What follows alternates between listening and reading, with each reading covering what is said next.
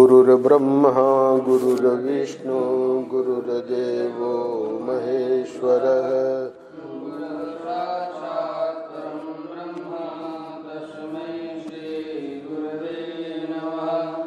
रामं रामानुजं सीतां भरतं भरतानुजं सुग्रीवं वायुसूनुं च प्रणमामि पुनः पुनः। नमोऽस्तु रामाय सलक्ष्मणाय देव्यै च तस्यै जनकात्मजायै। नमोऽस्तु रुद्रेन्द्रयमानिलेभ्यो नमोऽस्तु चन्द्रार्कमरुद्गणेभ्यः। नारायण नारायण नारायण नारायण। श्रीमद् वाल्मीकि रामायण सुंदरकांड चौथा अध्याय।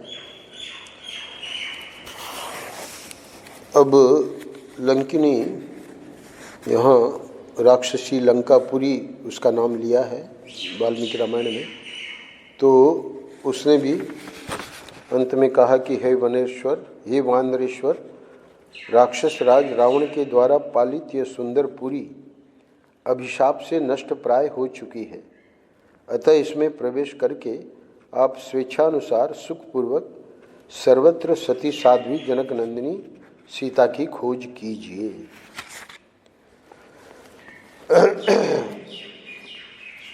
आगे के वर्णन में इच्छा अनुसार रूप धारण करने वाली श्रेष्ठ राक्षसी लंकापुरी को अपने पराक्रम से परास्त करके महातेजस्वी महाबली महान सत्वशाली वानर शिरोमणि कपिकुंजर हनुमान बिना दरवाजे के ही रात में चार दीवारी फांद गए और लंका के भीतर घुस गए।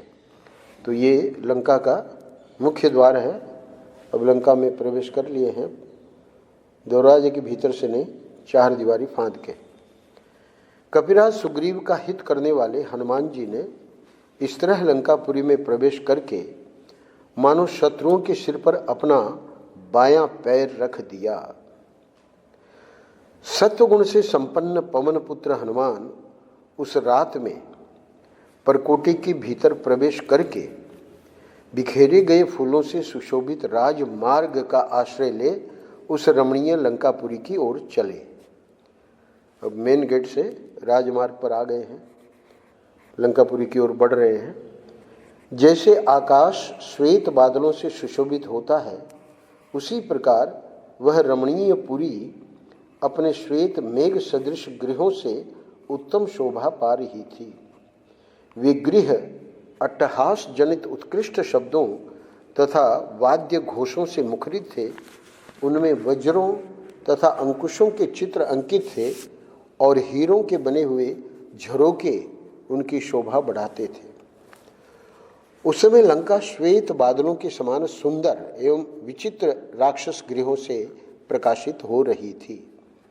उन गृहों में से कोई तो कमल के आकार में बने हुए थे, कोई स्वस्तिक के चिन्ह या आकार से युक्त थे और किन्हीं का निर्माण वर्धमान संज्ञक गृहों के रूप में हुआ था। वे सभी सब ओर से सजाए गए थे। वानरराज सुग्रीव का हित करने वाले श्रीमान हनुमान श्री रघुनाथ जी की कार्य सिद्धि के लिए विचित्र पुष्पमय आभरणों से अलंकृत लंका में विचरने लगे। उन्होंने उस पुरी को अच्छी तरह देखा और देखकर प्रसन्नता का अनुभव किया।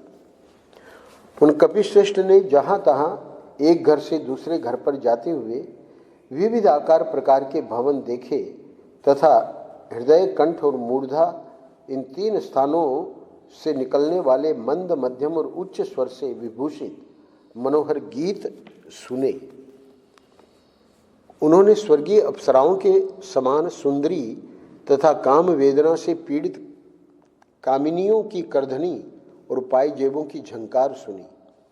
इसी तरह जहाँ तहाँ महामनस्वी राक्षसों के घरों में सीढ़ियों पर चढ़ते समय स्त्रियों की कांची और मंजीर की मधुर ध्वनि तथा पुरुषों के ताल ठोकने और गर्जने की भी आवाज़ें उन्हें सुनाई दी। राक्षसों के घरों में बहुतों को तो उन्होंने वहां मंत्र जपते हुए सुना और कितनी ही निशाचरों को स्वाध्याय में तत्पर देखा। कई राक्षसों को उन्होंने रावण की स्तुति के साथ गर्जना करते और निशाचरों की एक बड़ी भीड़ को राजमार्ग रोककर खड़ी हुई देखा। नगर के मध्य भाग में उन्हें रावण के बहुत से गुप्तचर दिखाई दिए। उनमें कोई योग की दीक्षा लिए हुए, अब यहाँ वर्णन बड़ा विचित्र है, ये जो गुप्तचर हैं, कोई जटा बढ़ाए, कोई मूड मुड़ाए, कोई गो चर्म या मृग चर्म धारण किए, कोई नंग धड़ंग थे, कोई मुट्ठी भर कुशों को ही अस्त्र रूप से धारण किए हुए थे, किन्हीं का अग्निकुंड ही आयुध था, किन्हीं के हाथ में कूट या मुदगर था, कोई डंडे को ही हथियार रूप में लिए हुए थे। किन्हीं के एक ही आंख थी तो किन्हीं के रूप बहुरंगे थे, कितनों के पेट और स्तन बहुत बड़े थे, कोई बड़े विकराल थे, किन्हीं के मुंह टेढ़े मेढ़े थे, कोई विकट थे, कोई बौने थे, किन्हीं के पास धनुष खड़ग शतग्नि और मूसल रूप आयुध थे, किन्हीं के हाथ में उत्तम परिघ विद्यमान थे और कोई विचित्र कवचों से प्रकाशित हो रहे थे। अगले श्लोक में बता रहे हैं, कोई निशाचर न तो अधिक मोटे थे न अधिक दुर्बल, न बहुत लंबे थे न अधिक छोटे, न बहुत गोरे थे न अधिक काले, तथा न अधिक कुबड़े थे न विशेष बौने ही। और इसके अलावा कोई बड़े कुरूप थे, कोई अनेक प्रकार के रूप धारण कर सकते थे, किन्हीं का रूप सुंदर था, कोई बड़े तेजस्वी थे, तथा किन्हीं के पास ध्वजा पताका और अनेक प्रकार के अस्त्र शस्त्र थे, कोई शक्ति और वृक्ष रूप आयुध धारण किए देखे जाते थे, तथा किन्हीं के पास पट्टिश वज्र गुलेल और पाश थे। महाकपि हनुमान ने उन सब को देखा। किन्हीं के गले में फूलों के हार थे और ललाट आदि अंग चंदन से चर्चित थे, कोई श्रेष्ठ आभूषणों से सजे हुए थे, कितने ही नाना प्रकार के वेशभूषा से संयुक्त थे और बहुतेरे स्वेच्छानुसार विचरने वाले जान पड़ते थे। कितने ही राक्षस तीखे शूल तथा वज्र लिए हुए थे, वे सब के सब महान बल से संपन्न थे। इनके सिवाय कपिवर हनुमान ने 1,00,000 रक्षक सेना को राक्षस राज रावण की आज्ञा से सावधान होकर नगर के मध्य भाग की रक्षा में संलग्न देखा। वे सारे सैनिक रावण के अंतःपुर के अग्रभाग में स्थित थे। रक्षक सेना के लिए जो विशाल भवन बना था, उसका फाटक बहुमूल्य सुवर्ण द्वारा निर्मित हुआ था। उस आरक्षा भवन को देखकर महाकपि हनुमान जी ने राक्षस राज रावण के सुप्रसिद्ध राजमहल पर दृष्टिपात किया, जो त्रिकूट पर्वत के एक शिखर पर प्रतिष्ठित था। अभी राजमार्ग पर आए हैं, अब वहाँ देख रहे हैं दूर से, तो रावण का जो राजमहल है वो एक त्रिकूट पर्वत के एक शिखर पर प्रतिष्ठित है। वह राजमहल सब ओर से श्वेत कमलों द्वारा अलंकृत खाइयों से घिरा हुआ था। उसके चारों ओर बहुत ऊंचा परकोटा था, जिसने उस राजभवन को घेर रखा था। परकोटे ने वह दिव्य भवन स्वर्गलोक के समान मनोहर था और वहां संगीत आदि के दिव्य शब्द गूंज रहे थे। घोड़ों की हिनहिनाहट की आवाज भी वहां सब ओर फैली हुई थी। आभूषणों की रुंझुन भी कानों में पड़ती रहती थी। नाना प्रकार के रथ, पालकी आदि सवारी, विमान, सुंदर हाथी, घोड़े, श्वेत बादलों की घटा के समान दिखाई देने वाले 4 दांतों से युक्त सजे सजाए मतवाले हाथी तथा मदमत्त पशु पक्षियों के संचरण से उस राजमहल का द्वार बड़ा सुंदर दिखाई देता था। सहस्रों महापराक्रमी निशाचर राक्षस राज के उस महल की रक्षा करते थे। उस गुप्त भवन में भी कपिवर हनुमान जी जा पहुंचे। तदनंतर जिसके चारों ओर सुवर्ण एवं जांबू नद का परकोटा था, जिसका ऊपरी भाग बहुमूल्य मोती और मणियों से विभूषित था, तथा अत्यंत उत्तम काले अगरू एवं चंदन से जिसकी अर्चना की जाती थी, रावण के उस अंतःपुर में हनुमान जी ने प्रवेश किया। यहाँ चौथा अध्याय पूरा होता है। अगले अध्याय में तत्पश्चात बुद्धिमान हनुमान जी ने देखा, जिस प्रकार गौशाला के भीतर गौओं के झुंड में मतवाला सांड विचरता है, उसी प्रकार पृथ्वी के ऊपर बारंबार अपनी चांदनी का चंदवा तानते हुए चंद्रदेव आकाश के मध्य भाग में तारिकाओं के बीच विचरण कर रहे हैं। वाल्मीकि जी ये आदि कवि हैं, हम लोग तो हिंदी में पढ़ रहे हैं, तो अभी अगले 6 श्लोकों में चंद्रमा का वर्णन करेंगे। वे शीत रश्मि चंद्रमा जगत के पाप ताप का नाश कर रहे हैं, महासागर में ज्वर उठा रहे हैं, समस्त प्राणियों को नई दीप्ति एवं प्रकाश दे रहे हैं और आकाश में क्रमशः ऊपर की ओर उठ रहे हैं। भूतल पर मंदराचल में संध्या के समय महासागर में और जल के भीतर कमलों में जो लक्ष्मी जिस प्रकार सुशोभित होती है, वे ही उसी प्रकार मनोहर चंद्रमा में शोभा पा रही थीं। जैसे चांदी के पिंजरे में हंस, मंदराचल की कंदरा में सिंह तथा मदमत्त हाथी की पीठ पर वीर पुरुष शोभा पाते हैं, उसी प्रकार आकाश में चंद्रदेव सुशोभित हो रहे थे। जैसे तीखे सींग वाला बैल खड़ा हो, जैसे ऊपर को उठे शिखर वाला महान पर्वत श्वेत हिमालय शोभा पाता हो, और जैसे स्वर्ण जटित दांतों से युक्त गजराज सुशोभित होता हो, उसी प्रकार हरिण के श्रृंग रूपी चिन्ह से युक्त, बीच में जो काला दाग है, परिपूर्ण चंद्रमा छवि पा रहे थे, जिनका शीतल जल और हिम रूपी पंख से संसर्ग का दोष नष्ट हो गया है, अर्थात जो इनके संसर्ग से बहुत दूर है, सूर्य किरणों को ग्रहण करने के कारण जिन्होंने अपने अंधकार रूपी पंख को भी नष्ट कर दिया है, तथा प्रकाश रूप लक्ष्मी का आश्रय स्थान होने के कारण जिनकी कालिमा भी निर्मल प्रतीत होती है, वे भगवान शश लांछन चंद्रदेव आकाश में प्रकाशित हो रहे थे। जैसे गुफा के बाहर शिलातल पर बैठा हुआ मृगराज सिंह शोभा पाता है, वैसे जैसे विशाल वन में पहुंचकर गजराज सुशोभित होता है, तथा जैसे राज्य पाकर राजा अधिक शोभा से संपन्न हो जाता है, उसी प्रकार निर्मल प्रकाश से युक्त होकर चंद्रदेव सुशोभित हो रहे थे। अब आगे बता रहे हैं, प्रकाश युक्त चंद्रमा के उदय से जिसका अंधकार रूपी दोष दूर हो गया है, जिसमें राक्षसों की जीव हिंसा और मांस भक्षण रूपी दोष बढ़ गए हैं, तथा रमणियों के रमण विषय चित्त दोष प्रणय कलह निवृत्त हो गए हैं, वह पूजनीय प्रदोष काल स्वर्ग सदृश सुख का प्रकाश करने लगा। वीणा के श्रवण सुखद शब्द झंकृत हो रहे थे, सदाचारिणी स्त्रियां पतियों के साथ सो रही थी, तथा अत्यंत अद्भुत और भयंकर शील स्वभाव वाले निशाचर निशीत काल में विहार कर रहे थे।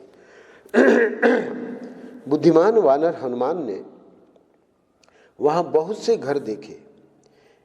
किन्हीं में ऐश्वर्य मत से मत निशाचर निवास करते थे, किन्हीं में मदिरा पान से मत वाले राक्षस भरे हुए थे। कितने ही घर रथ घोड़े आदि वाहनों और भद्रासनों से संपन्न थे, तथा कितने ही वीर लक्ष्मी से व्याप्त दिखाई देते थे। वे सभी गृह एक दूसरे से मिले हुए थे।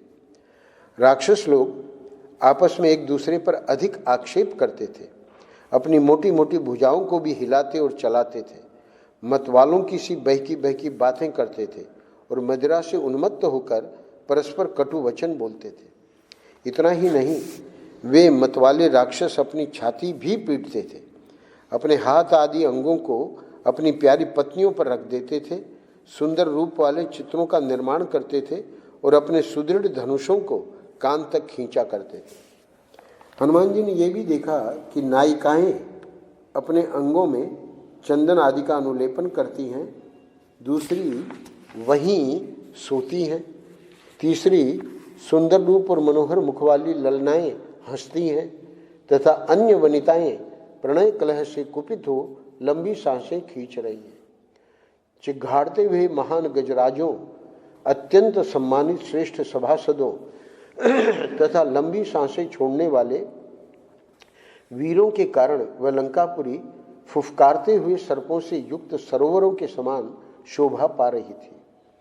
हनुमान जी ने उस पुरी में बहुत से उत्कृष्ट बुद्धि वाले, सुंदर बोलने वाले, सम्यक श्रद्धा रखने वाले, अनेक प्रकार के रूप रंग वाले और मनोहर नाम धारण करने वाले विश्व विख्यात राक्षस देखे। वे सुंदर रूप वाले, नाना प्रकार के गुणों से संपन्न, अपने गुणों के अनुरूप व्यवहार करने वाले और तेजस्वी थे। उन्हें देखकर हनुमान जी बड़े प्रसन्न हुए। उन्होंने बहुतेरे राक्षसों को सुंदर रूप से संपन्न देखा और कोई कोई उन्हें बड़े कुरूप दिखाई दिए।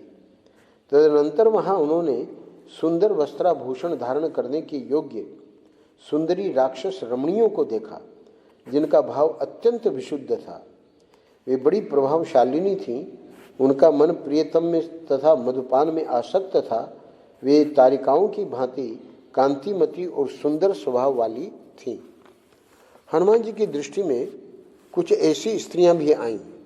अब चूंकि विजय नंदिनी का अन्वेषण कर रहे हैं तो इनकी नज़र स्त्रियों पर है कि कहीं इनमें कोई एक न हो, तो इसलिए उन्हीं का ज़्यादा चित्रण किया है वाल्मीकि जी ने। हनुमान जी की दृष्टि में कुछ ऐसी स्त्रियां भी आईं जो अपने रूप सौंदर्य से प्रकाशित हो रही थी। वे बड़ी लजीली थीं और आधी रात के समय अपने प्रियतम के आलिंगन पास में इस प्रकार बंधी हुई थीं जैसे पक्षिणी पक्षी के द्वारा आलिंगित होती हैं। वे सब के सब आनंद में मग्न थी। दूसरी बहुत सी स्त्रियां महलों की छतों पर बैठी थीं। वे पति की सेवा में तत्पर रहने वाली धर्मपरायणा, विवाहिता और काम भावना से भावित थी। हनुमान जी ने उन सबको अपने प्रियतम के अंक में सुखपूर्वक बैठी देखा। कितनी ही कामिनियां सुवर्ण रेखा के समान कांतिमती दिखाई देती थी। उन्होंने अपनी ओढ़नी उतार दी थी। कितनी ही उत्तम वनिताएं तपाए हुए सुवर्ण के समान रंग वाली थीं तथा कितनी ही पति वियोगिनी बालाएं चंद्रमा के समान श्वेत वर्ण की दिखाई देती थी। उनके अंग कांति बड़ी ही सुंदर थी। तदनंतर वानरों के प्रमुख वीर हनुमान जी ने विभिन्न गृहों में ऐसी परम सुंदरी रमणियों का अवलोकन किया जो मनोभिराम प्रियतम का संयोग पाकर अत्यंत प्रसन्न हो रही थीं। फूलों के हार से विभूषित होने के कारण उनकी रमणीयता और भी बढ़ गई थी और वे सब की सब हर्ष से उत्फुल्ल दिखाई देती थी। उन्होंने चंद्रमा के समान प्रकाशमान मुखों की पंक्तियां, सुंदर पलकों वाले तिरछे नेत्रों की पंक्तियां और चमचमाती हुई विद्युत लेखाओं के समान आभूषणों की भी मनोहर पंक्तियां देखी। अब चूंकि उनको तो सीता जी को देखना है तो ये अंतिम 5 श्लोकों में वाल्मीकि जी वर्णन कर रहे हैं। किंतु जो परमात्मा के मानसिक संकल्प से धर्म मार्ग पर स्थिर रहने वाले राजकुल में प्रकट हुई थीं, जिनका प्रादुर्भाव परम ऐश्वर्य की प्राप्ति कराने वाला है, जो परम सुंदर रूप में उत्पन्न हुई प्रफुल्ल लता के समान शोभा पाती थी, उन कृशांगी सीता को उन्होंने वहां कहीं नहीं देखा। जो सदा सनातन मार्ग पर स्थित रहने वाली, श्री राम पर ही दृष्टि रखने वाली, श्री राम विषयक काम या प्रेम से परिपूर्ण, अपने पति के तेजस्वी मन में बसी हुई तथा दूसरी सभी स्त्रियों से सदा ही श्रेष्ठ थी, जिन्हें विरह जनित ताप सदा पीड़ा देता रहता था, जिनके नेत्रों से निरंतर आंसुओं की झड़ी लगी रहती थी और कंठ उन आंसुओं से गदगद रहता था।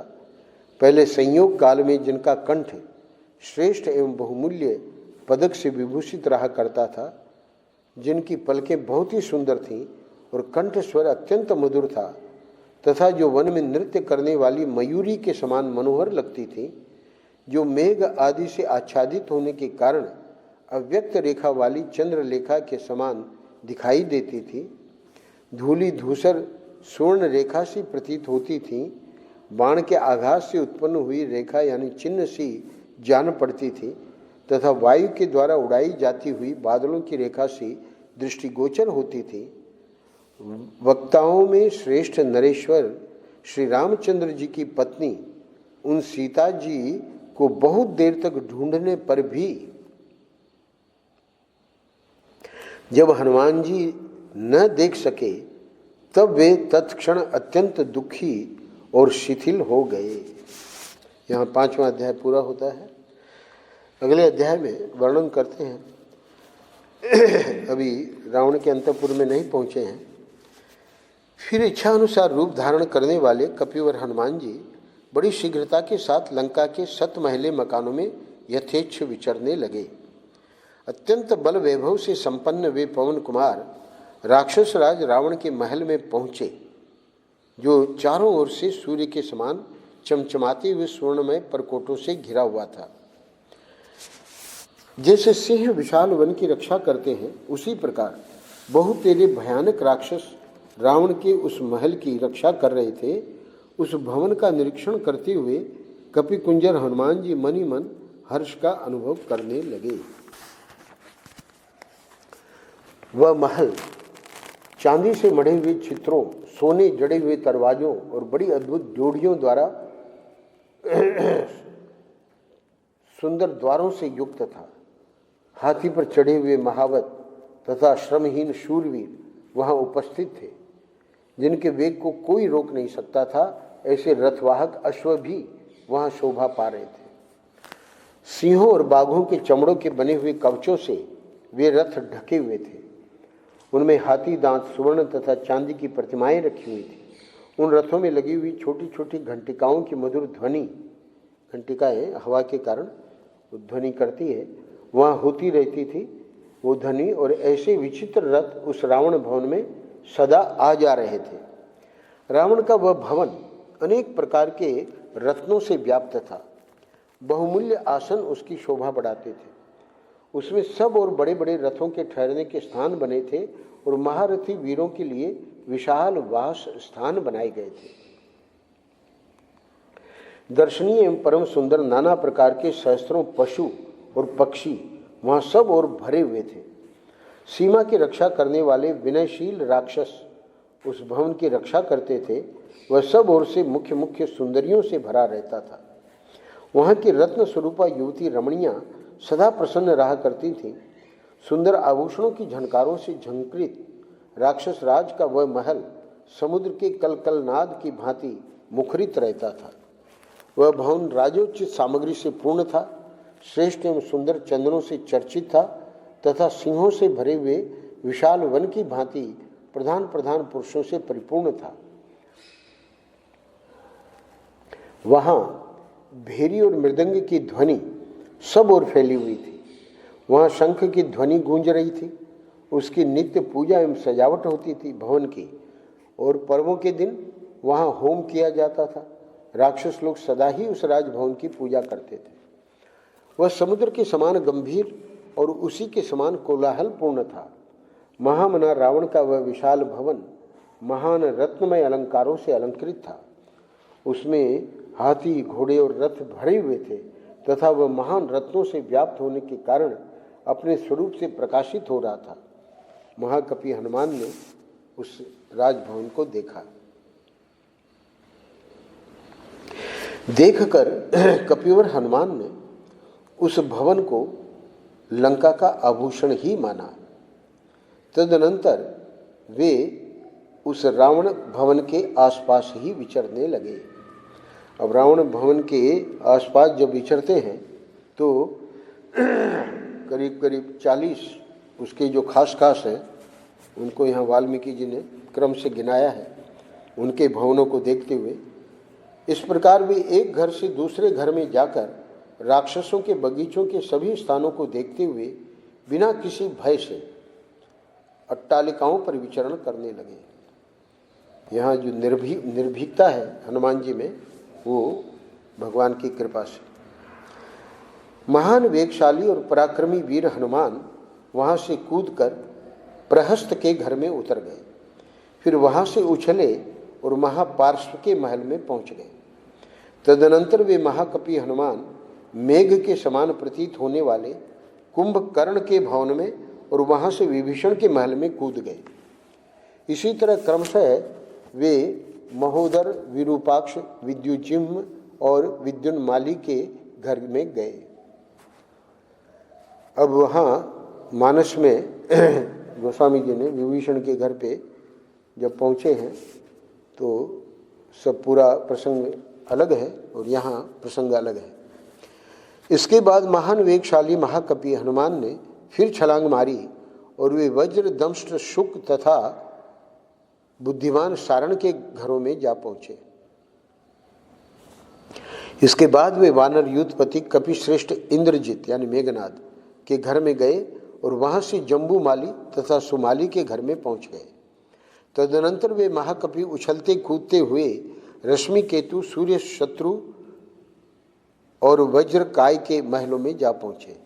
अब 1, 2, 3, 4, 5 श्लोकों में 22 नाम और गिनाए। फिर क्रमशः वे कपिवर, पवन कुमार, धूम्राक्ष, संपाति, विद्युद्रूप, भीम, घन, विघन, शुकनाभ, चक्र, शठ, कपट, हर्षकर्ण, दंष्ट्र, लोमस, युद्धोन्मत्त, मत्त, ध्वजग्रीव, विद्युजिह्व, द्विजिह्व, हस्तिमुख, कराल, पिशाच और शोणिताक्ष आदि के महलों में गए। इस प्रकार क्रमशः कूदते फांदते हुए महायशस्वी पवनपुत्र हनुमान उन बहुमूल्य भवनों में पधारे। वहाँ उन महाकपि ने उन समृद्धिशाली राक्षसों की समृद्धि देखी। यानी रावण की समृद्धि का तो कहना ही क्या, पर ये जो नाम गिनाए हैं उनकी समृद्धि देखी। तत्पश्चात बल वैभव से संपन्न हनुमान उन सब भवनों को लांघकर पुनः राक्षस राज रावण के महल पर आ गए। वहां विचरते हुए उन वानर शिरोमणि कपि श्रेष्ठ ने रावण के निकट सोने वाली, उसके पलंग की रक्षा करने वाली राक्षसियों को देखा जिनकी आंखें बड़ी विकराल थी। साथ ही उन्होंने उन राक्षस राज के भवन में राक्षसियों के बहुत से समुदाय देखे जिनके हाथों में शूल, मुदगर, शक्ति और तोमर आदि अस्त्र शस्त्र विद्यमान थे।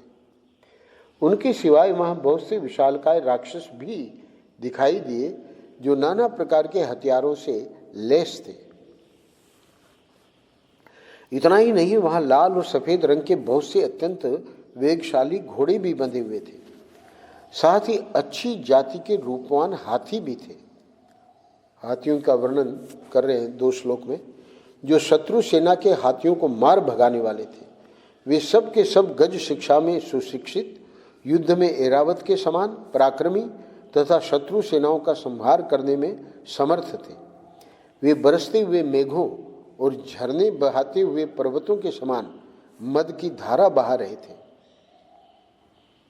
उनकी गर्जना मेघ गर्जना के समान जान पड़ती थी। वे सम्रांगण में शत्रुओं के लिए दुर्जय थे। हनुमान जी ने रावण के भवन में उन सब को देखा। राक्षस राज रावण के उस महल में उन्होंने सहस्त्रों ऐसी सेनाएं देखीं जो जाम्बू नद के आभूषणों से विभूषित थी। उनके सारे अंग सोने के गहनों से ढके हुए थे तथा वे प्रातःकाल के सूर्य की भांति उद्दीप्त हो रही थी।